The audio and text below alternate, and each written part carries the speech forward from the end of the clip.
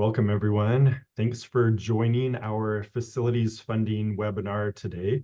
I'm Gideon Tolman with the Department of Education. And if you haven't seen other facilities funding webinars that we've done, they're all posted to our Department of Education website. If you go to the school finance page and then scroll down to the facilities heading, there are the webinars and associated PowerPoints and other resources that we've covered up to this point. As we go through the webinar today, feel free to pop questions into the chat or to ask them, unmute yourself and ask them as we go along.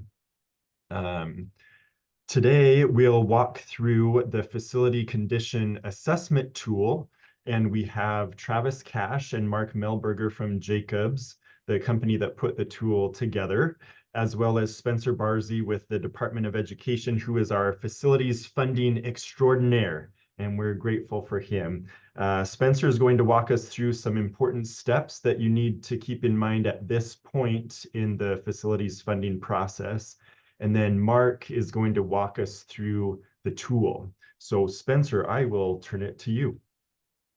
Thank you, Gideon. So we're ready for the next slide, Mark. So Gideon and I wanted to break this down just into simple steps for you that just summarizes the entire process here. And so the first step, not necessarily these have to be completed in order, but one of the first steps is conducting your facility condition assessments. And some of you have already done that with the paper copies. Then you'll obviously need to enter those into the MAPS software that Mark will take us through here in just a minute. Now, the MAPS software, as a reminder, will be the tool that produces the estimations for you that will get to get your buildings back into good condition, essentially. And then also the completion of the 10-year plan on my number 2. And you're going to upload that to MAPS. Now, if you haven't seen a copy of that, it is under our website, on the finance page, under the facilities portion. And that 10-year plan has the same categories that the MAPS software has of the estimating the actual the major systems. Now, you may have a different template, which is completely acceptable. It just needs to be sure it includes major systems in your building. It doesn't have to be the same 11, it maybe even just be 8. But what the legislature is really after here in all of this is evidence that there's been planning on behalf of the administration and school board and constituents in relation to your forecasted expenditures on the 10-year plan. And remember, those are any expenditure, any financial expenditures, whether it might be money you're receiving from a bond or a levy or modernization funds or funds from discretionary funds, etc. And we certainly recognize that those are likely to change, especially later on in the years. And the other thing that you'll need to upload to the MAPS software is the signature page, which is also on our website. There are 7 or 8 questions there that are aligned to statute there. Thanks for putting that up there. 8 questions there, signature page. That does need to be inked by your board chairman and your superintendent, not stamped, but inked. We want to be sure that we've all discussed this with the members of our board. And a lot of those requirements, as you see, are outlined in House Bill 521. And then the last major thing, there's some narrative questions included in the MAP software. And there's 3 of those. Remember, brevity is best. We don't need a lot of details, just enough to cover the actual question in there. And then you'll submit that. There'll be a submit button in MAPS that we'll go through today, but everything is submitted in the MAPS software. We don't need anything emailed to Gideon or myself. The tool was built with intentionality to have everything included in there. And so we estimate about a 2-week turnaround period of reviewing your application. We're hoping it's shorter. It could be longer, though, contingent upon how many have actually submitted their applications at the same time. But we feel pretty comfortable to most occasions it'll be about a 2-week turnaround. Anything else, Gideon, we need to cover before moving to Mark and Travis? I don't think so. Great. Mark and Travis, thanks so much for being with us today and taking on this project for us.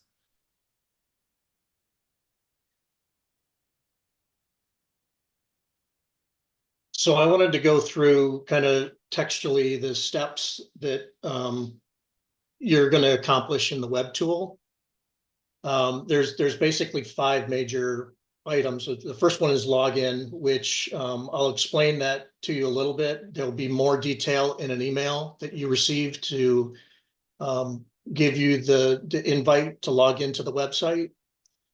The second major is to confirm the district information, the person responsible, again, those 3 questions that Spencer mentioned. And the next step will be to confirm the buildings and additions under the schools.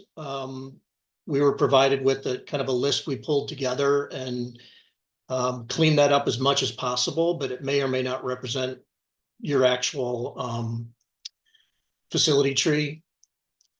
And then once everything is kind of cleaned up in the facility tree, I'll explain how to do the FCA entry. I think we supplied you with those templates so that you were able to perform those FCAs in the interim leading up to this point. So I'll show you really quickly how we translate that from the form onto here, or start from scratch. And the last is just kind of the outputs and the uploads. Again, items that you need to upload to signature page of the 10-year plan, and just a few ways that you can export this data if you need to take it offline and review it before submitting a plan. So again, the first step, just some quick things here. There'll be a password rule with 8 minimum uppercase numbers, kind of typical of what you see in most login requirements. The one other item here is this 2-factor authentication, and we're required by security from the host to implement 2-factor.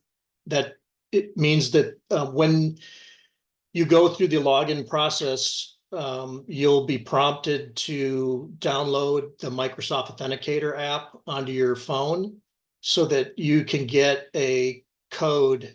And I'll show you that when I log into the application, that, where it prompts you to get the code from the Authenticator app. Again, this is required by the hosting site, and it's pretty much going to be a standard for almost any website you have to log into in the future for almost everywhere. So again, so the district information, we're basically assuming that we have all the districts in the state that are going to participate in this. So basically, we just need someone to provide a phone number, a name, and an email of the person who's kind of responsible for the overall process in your district. And then we have, again, the 3 district level questions that will need to be answered. That's at the district level. For the facility tree, as we call it, there's basically 4 levels. It's the district level, which is the top.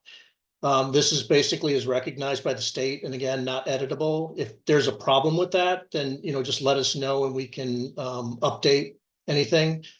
The schools, the name should be a name that can be recognized by the state. If the school name is changed, you can change the name here. It's just whatever that the state knows that school exists. The building is something that has a name that's recognized by the district. So if you have 5 buildings on a campus, just something that can help you distinguish which building is which. And as part of the building, we have one more level, which is additions. And what this is basically you can split a building into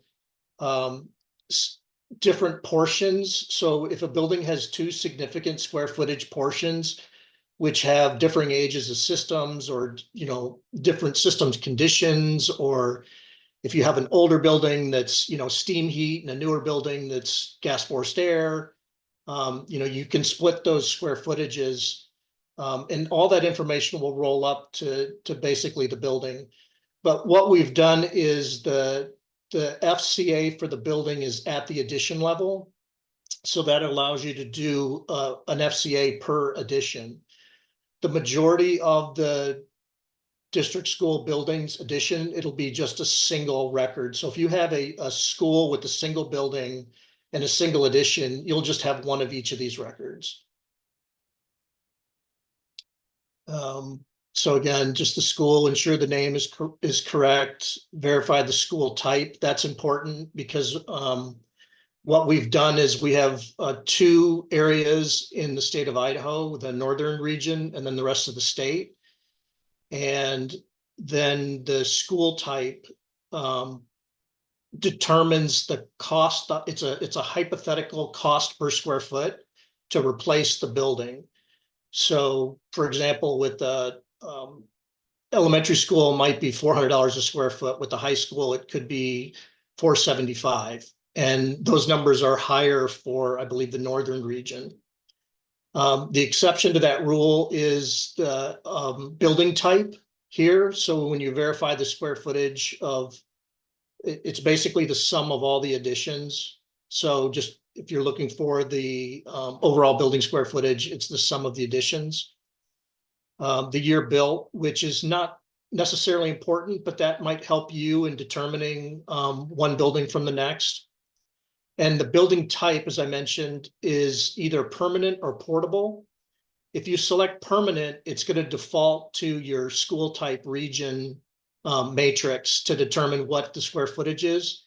If it's a portable building, we're settling on a $200 per square foot portable across the entire state based on sampling data from different districts. And then addition is basically you verify the square foot. If you have multiple additions, then you just verify the square foot of the additions, the year of the addition. And again, that's just to help you distinguish one addition from another. If you only have a single addition, every building has an original structure addition to it, which should mirror the data of the building record. So if you have just one addition record, these 2 are virtually going to look the same. So for the facility condition, there's basically a site survey. So there's a 5-question survey at the school level. So that's basically your campus level information. The things that are basically not building related, like the parking lots and the lighting and playground, etc. And then the building survey will be 1 per building / addition.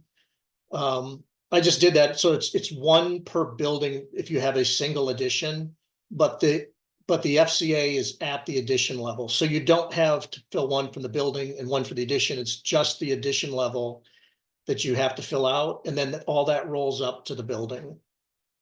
So if you have multiple, you would answer 1 for each addition, and then those would be aggregated into under the building, and I'll show you that as part of the output. Again, the assessment ratings, I think that this was described with the template that we sent out earlier.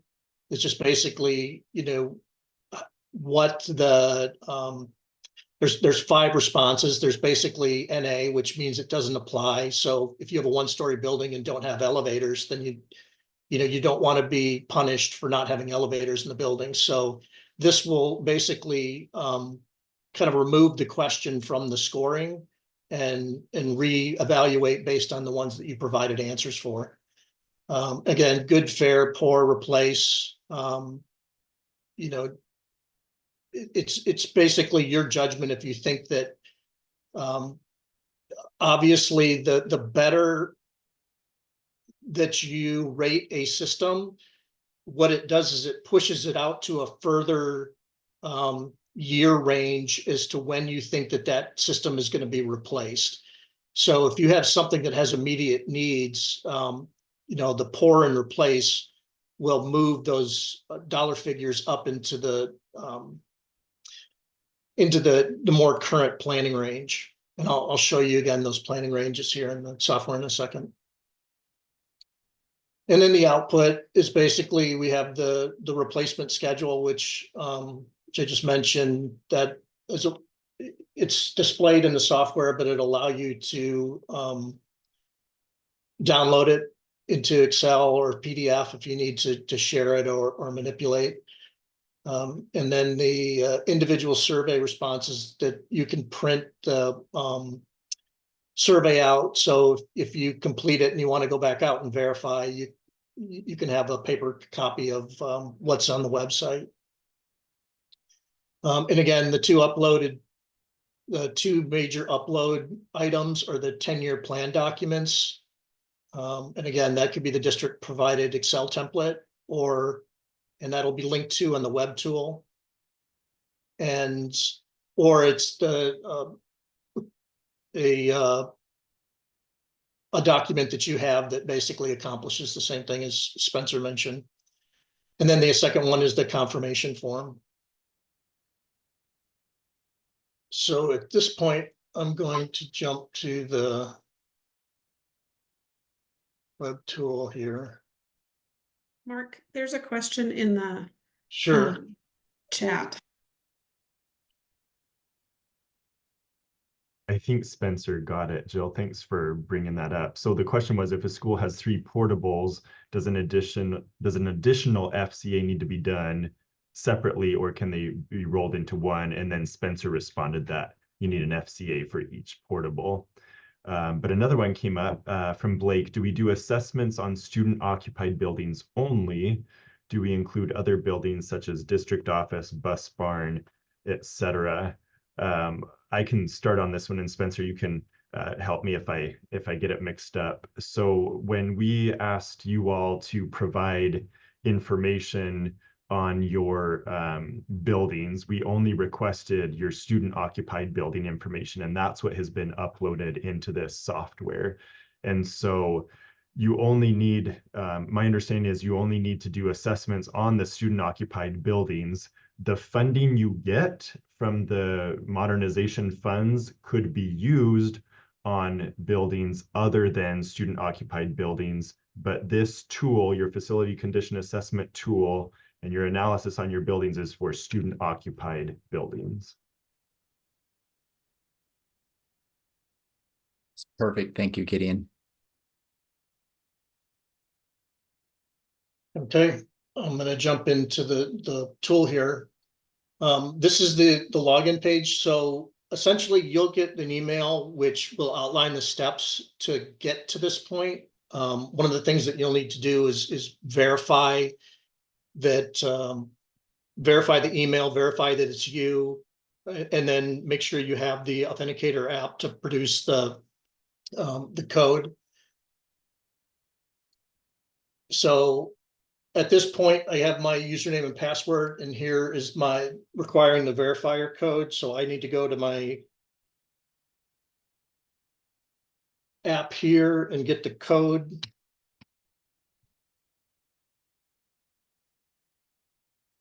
And then it basically takes me to the landing page for the site. So this is the district view. This is what the districts will be seeing when they log into the application. It's basically the very top level of the tree here is a welcome page from the state explaining the program, some information. That 10-year template is linked here. It's also linked in another spot in the application, but it's mentioned here. So if you're reading the text and you see the optional template, that link is here. The tree is basically organized again by the district. This is the district recognized by the state, and then the schools that are under the district. And then each building in addition under the school. So for example, the Test High School has a main building with an original structure and a 2015 addition. And here it also has a portable on, which, as Spencer mentioned, it does have its own FCA associated with that. So you can see that every building has at least one original structure addition. So in this case, you know, it's a pretty simple test district that I created that really only has one school that kind of has, you know, in this case, there's 2 assessments, FCAs to complete for this building. So again, what we want to do at the district level, the general information, this is basically, again, the person that's responsible for this process at the district level. Just in case there's any questions that the state needs to contact, that they just have this information. This, again, here are the 2 links to get to those 10-year plan and the blank sign-off form. That you can get a copy of that if you don't have that from your email or from the website, the state website. This is basically a checklist to telling me what is to be completed. So this is basically telling me that for the Test Middle School that I still have an FCA to complete for this. It also will tell you if you haven't answered the general questions, etc. So this will basically, once this box is cleared, then you've pretty much entered everything into the website that is required from the web tool standpoint. The one thing it's not checking though, because you know, you could have different document names, is that's part of the verification that the state will do, is to ensure that the documents that you uploaded represent the 10-year plan and the sign-off form. So once that you've cleared this list, uploaded all your documents, you can come out here and just put your name and a completed date here. And what that'll do is that'll just trigger the software to let the state know that your package is ready for review. So again, if it's incomplete, you'll obviously get feedback from the state to let you know what additional information that you need, etc. But this is basically what we're using to indicate to the state that, you know, we can go ahead and look at your stuff, because for some districts it may take, you know, several months to compile all this information. So the general information, again, these are the 3 questions that were required as part of the House bill. Again, as Spencer mentioned, you can be as brief or as long. Brevity is probably the best. I think it's just enough to kind of explain your district's position on each of these questions. And this replacement schedule is what I was talking about here, when this is the result of the FCA. So depending on what level you're selected in the tree, when you click on the replacement schedule, it's showing a roll up of all the kind of levels below it. So if I'm at the district level, I'm looking at a total replacement of all my buildings in the district. So the way this breaks down is depending on each question that's answered in the FCA questionnaire has a percentage weighting to it, which actually, let me explain the building first here, because it might make sense. So for example, I'm looking at this, I got the main building there set as a portable. So this one here, I'm showing you the building was chosen as permanent.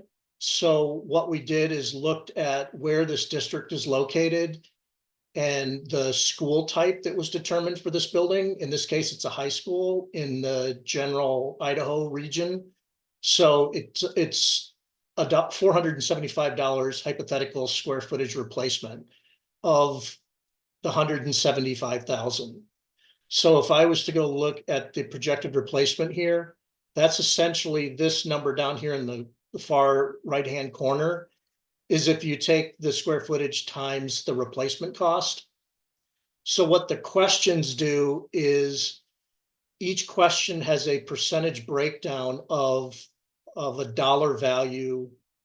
You know, HVAC may be 10% of this, and roofing may be 7%, et cetera, et cetera.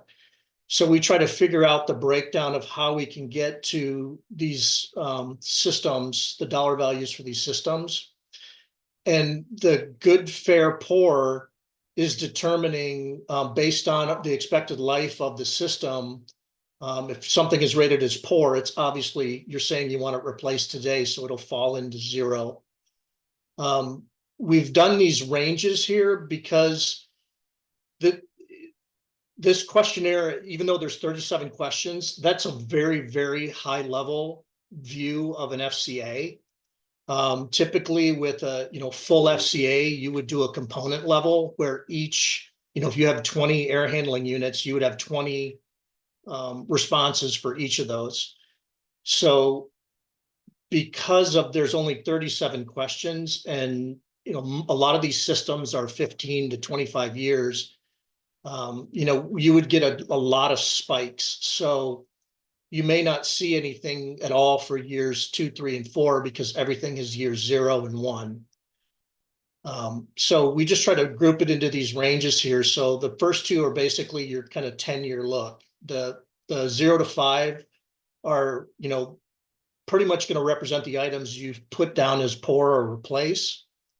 And the 6 through 10 are, items that are in decent condition, serviceable condition. And then when you get out to 11 to 20 plus, like most structural is going to be probably in the 20 plus range. If a structural is starting to get down here, then you're thinking about building replacement. So, but that's basically the breakdown here. So again, as I move up in their replacement schedule, I'm seeing now the sum of all the buildings at this test high school. So that includes there's actually 3 surveys. There's 3 FCAs that were completed, 2 for the original structures, and then 1 for this addition that was carved out.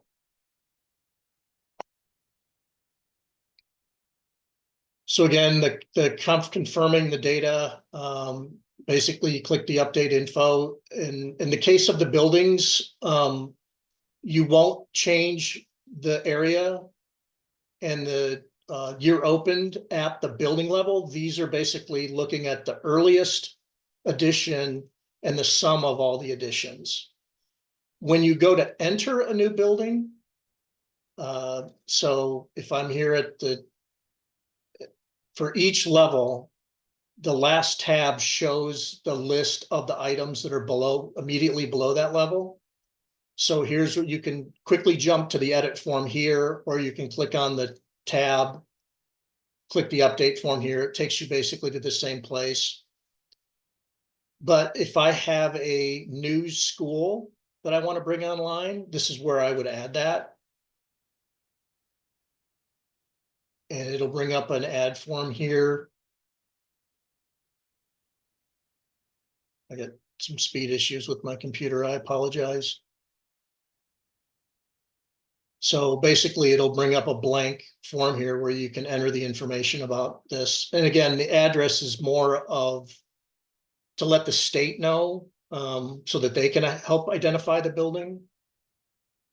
It's not really a necessary requirement, but it's an additional helper to distinguish if you have multiple buildings that kind of sound the same or have the same name or are co-located. You can basically help distinguish that. So again, as I move down the tree, I see under the school, I see the buildings. And if I add a building, it'll prompt me for the building information. It'll prompt me for all this. And when I hit save, it'll automatically create the original structure addition with the kind of mirrored information about this. So you don't have to enter the building and then go in and add the addition if it's just one addition. So at this point, because there's only one addition, it basically just creates an original structure addition with the same information that you entered at the building. But moving forward, when you edit the building, you won't be able to edit these 2 items because now they're being sourced from the addition. So that's just kind of an FYI. And again, the building is what determines, so for the most part, portable buildings probably are not gonna have multiple additions. You can, but my assumption is if you have two portables sitting side by side that are thought of as a single building, it's probably best to create a separate FCA for each of them, because one of them could potentially go away. Okay, so, and again, the projected replacement, I mentioned that if you hit the print button here, it'll give you a kind of a printable version of this. And then you can, again, export it, print it. You have the options to, get this data offline. So the big kind of, so again, the condition assessment is the kind of fourth major point here of completing the requirements of this website. So as mentioned, the site level has a condition assessment that basically asks the site questions. So for example, for the high school, I just have this one single condition assessment, 5 simple questions, which basically just, rate these subsystems underneath the site. As I move down to the building, there's no condition assessment at the building. As I mentioned, the condition assessment exists at the addition level. So in the case of where you have a 1-to-1, you still only have one survey to complete for that addition. And again, this mirrors the templates that we handed out earlier. Basically coming in, so I mentioned that there was a middle school condition assessment. Let's see, I think it's this one. So here, this one is being flagged in the district status as not being completed. So you can see that I haven't answered any of the questions here on this this portable that we just added. So I could just come in here and hit update.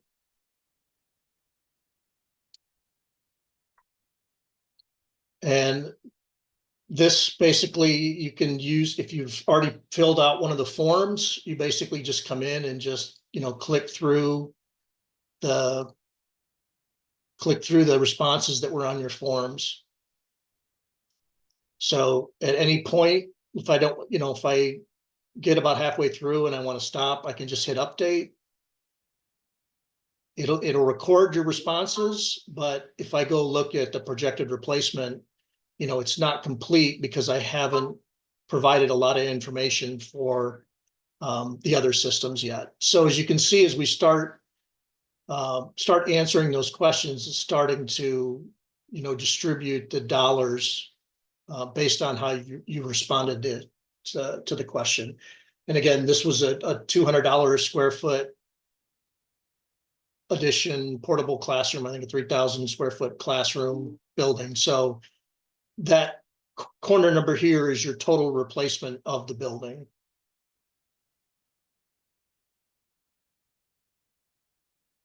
So basically so I don't know if there's any questions with the FCA, because I know that there was, I'll pause here for questions. I don't know if anything came through, Spencer, or if anybody has any questions.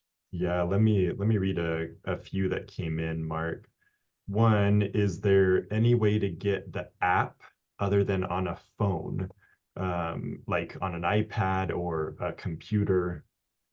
And I think that's probably for the dual authentication, maybe. Yeah, let me verify that, because it is a Microsoft app, so it might be available like on a Microsoft computer. You can do it on an iPad or an iPhone. I mean, there should be an option for that. It'll probably recognize when you scan the QR code to get the app. If you're on an iPhone, it'll probably direct you to Apple Store versus the Samsung Android store. And then another one, what formats can you upload your templates from? Ours are currently in Vivi and wondering if we will need to convert those to upload them. Are you talking about the 10-year plan? I think that's probably what it is. Yeah. So the upload, I was going to get to that next here, so that's a good segue into it. So there's two different ways. One is you can jump right down here to the district level documents. And it basically takes you to the same place as if you clicked on the district level and then over to documents. It's just a fast way to get to the document tab. This will accept pretty much any accepted document type. If you have something has a proprietary extension, I guess the only concern is that you need to make sure that the state has the corresponding software to open that. So, Mark, I think from our perspective, I mean, the software will accept any format, from what I understand, but from Gideon and I's perspective, it really does need to be in a common format that is something that's easy for the SDE team that's reviewing it to open, such as a PDF or CSV or Excel, etc. I mean, most of those programs, I'm not familiar with Vivi, but they have the ability to print it to PDF. And so that really is most beneficial for the department staff and helps saving us time of having to resubmit, re-upload documents that we don't have the ability to access. right. So essentially with the documents, you'll just browse to the document on your workstation and just grab any document you want and save it.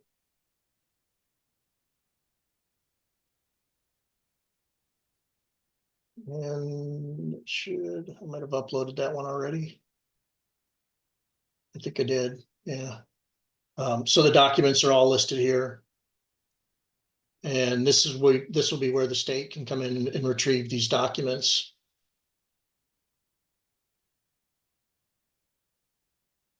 So in the case of the 10-year plan, you would basically upload the 10-year plan, and the signature page here would be kind of the two documents that are pretty much required.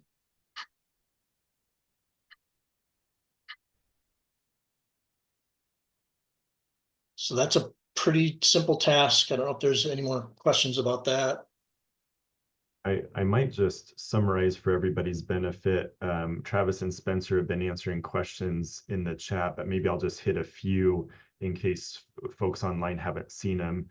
One question is, can multiple people access the tool? And Travis responded, yes.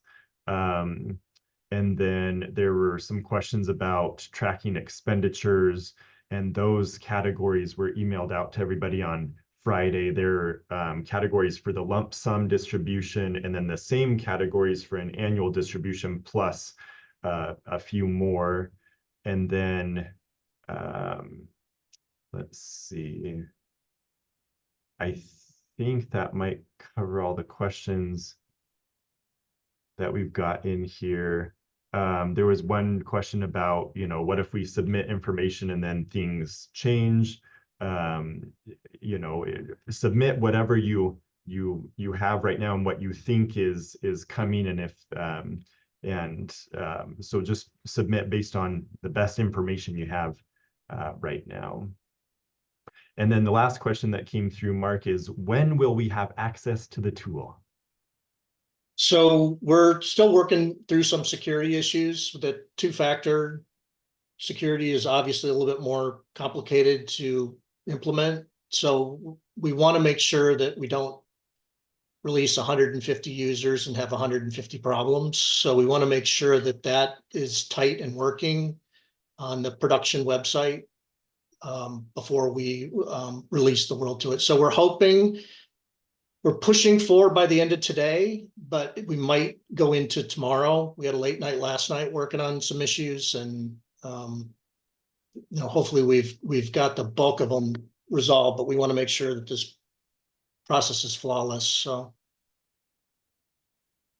And Mark, will you remind us, as soon as it's good to go on your side, will we at the department send an email saying, yep, good to go? Or is there an email that comes from the system to everyone? Yeah, that's important. The email will come from the system because it includes a token that, confirms that this email went out to this address and that you're responding back from that email address. So that's kind of the first step in the process, is that it knows that it's an email that it recognizes based on that list of emails that were provided to the district or to the state. We've created a user account for every one of those. So as mentioned, if you want to have multiple users from your district, then you have to have a valid email address for each user. So if there is additional users that are, you would like, then you'd have to set, we'll coordinate with the state to get those, and we'll have to manually enter those into the system to so it can generate the welcome email. Thank you. And those are all the questions we have so far.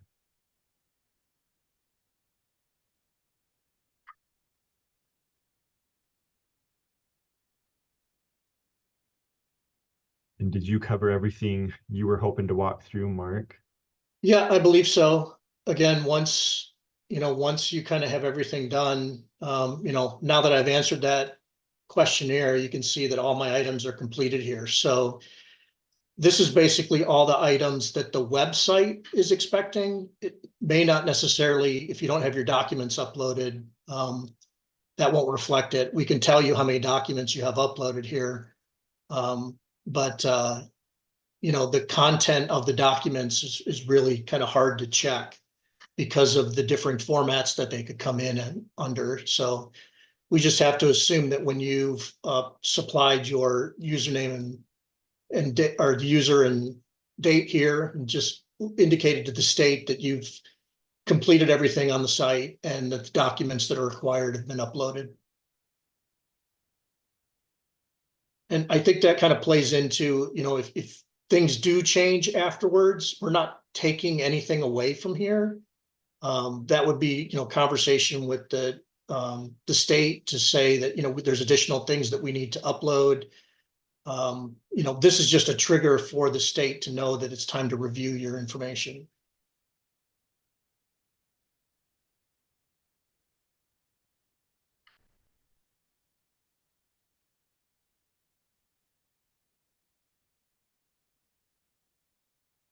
Great, thanks, Mark.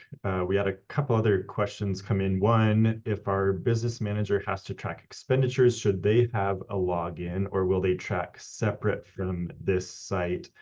So I think it would be tracked separately, but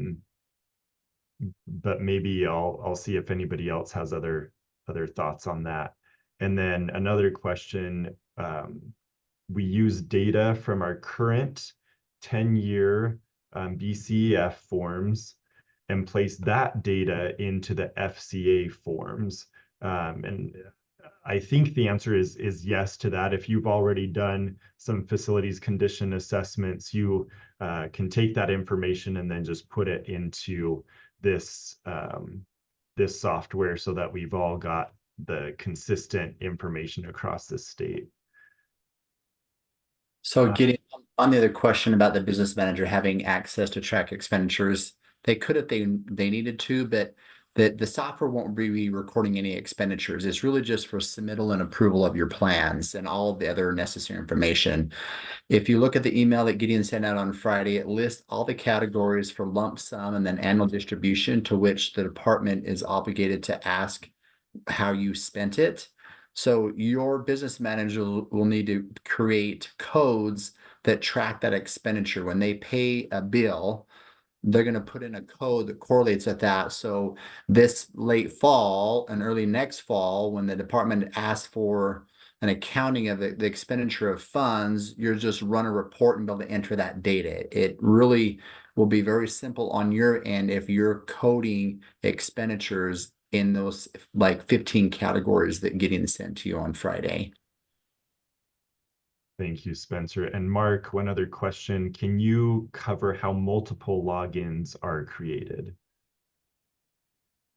Yeah, so basically, if you have two different accounts from the same district, you'll have two separate emails, and both of those emails will go to the same place. So we are tracking. You can see up here that I'm logged into this test district. There's 5 other people that have access to test district, and it basically shows who the person is logged in.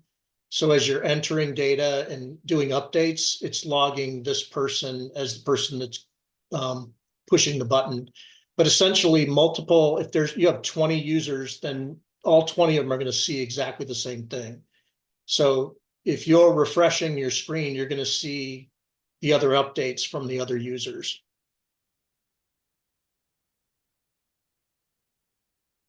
And Mark, none of that information is visible to anyone else outside the district until they hit submit, right? That's correct. So each district will only see their own district tree here.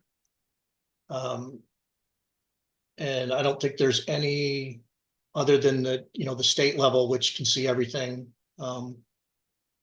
There's no sharing of district information outside of the state level. Thank you. I don't see any other questions. Any questions before we sign off, or Mark, Spencer, Travis, any other items you'd like to mention before we end?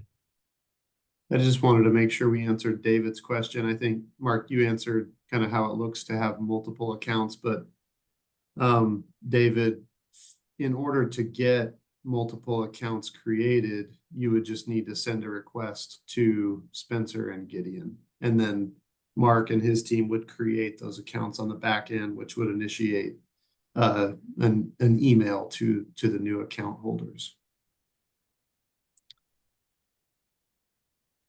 Thanks, Travis. The only last word to the wise that I would give everybody is to read that email that Gideon sent out on Friday. It does go against our unwritten rule of brevity is best, but it's only 10% the length of House Bill 521. But it really does have some essential and key information in there for you to process. It was sent to you, and it was sent to your business. It was sent to superintendents and business managers. And so especially the tracking of expenditures, which the question we've been getting also is when can we start spending funds, or when can funds be used to be reimbursed? Essentially anything after July 1st, 2024 are going to be appropriately a use of school modernization funds, even if your 10-year plan necessarily wasn't submitted. But anyways, great questions. Be sure you read the email. And if you haven't seen the past couple webinars before today, would also encourage you to take and watch those sometime and watch those as well. Thanks, Spencer. And we'll try to get this webinar posted as well as soon as we can, hopefully in the next week or so. Okay, thanks for joining, everybody, and feel free to keep sending questions, Spencer's and my way, through email or however you'd like to get those to us, and we will talk to you soon. Thank you. Thanks, everyone.